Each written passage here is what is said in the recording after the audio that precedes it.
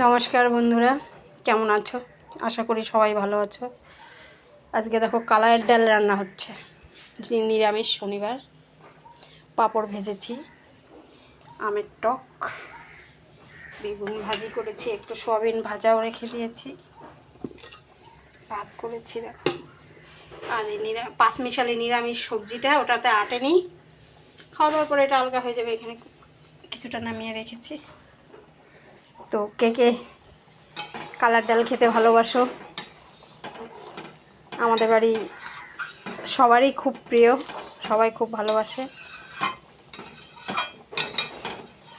বলতে আর কি আর বলবো, বড় ছেলে খুব ভালোবাসতো, হয়তো ভাগ্যের বছরেও জুটে না।